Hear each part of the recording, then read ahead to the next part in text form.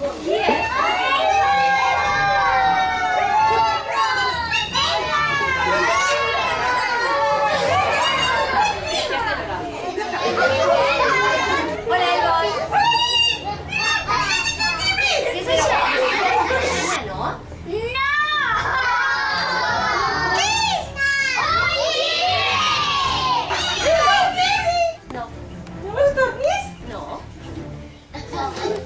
et preocupes, jo quan l'acabi ja te'l carregue, Mira, no te'l no com ara, que ja està gran. Tots els dies, després de jugar, després de sopar, després de rentar-se les dents i de pegar-se un banyet, el bot se n'anava a dormir.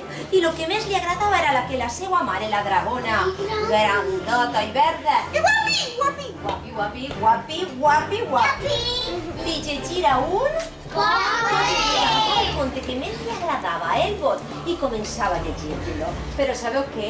El bot volia ser ell. Hi havia una vegada un drac que era molt roïn, que totes les nits se n'anava als castells que estaven plens de princeses, les agafava. Així que la mamà agafava el conte i començava a contar. Era una volta un drac molt guap. Primer hay que preguntarlos. ¿Voleu que anem a la cova del drac? Sí! Anem a la cova del drac i farem així. Perfecte.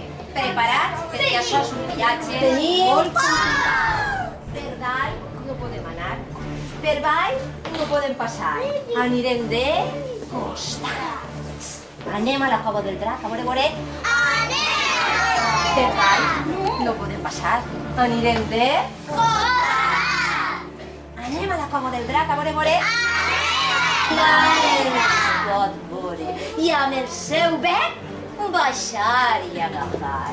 Però nosaltres som valents! Nosaltres no tenim por! Per dalt no podem passar. Per baix podríem passar.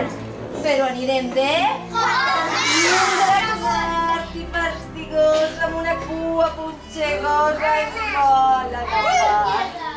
I trau foc per la boca i jo estic a buscar. Però vosaltres sou valents! Vosaltres no teniu por! Però jo sí que tinc por! Jo també tinc por! He decidit que a ma casa me'n vaig. I passe per l'aranya i li dic, jo me'n vaig. I encruci amb l'àguila, la mira i li dic, no m'agarraràs. Escolta, i dic una cosa jo. Jo sé que t'esperaré preparar una coseta.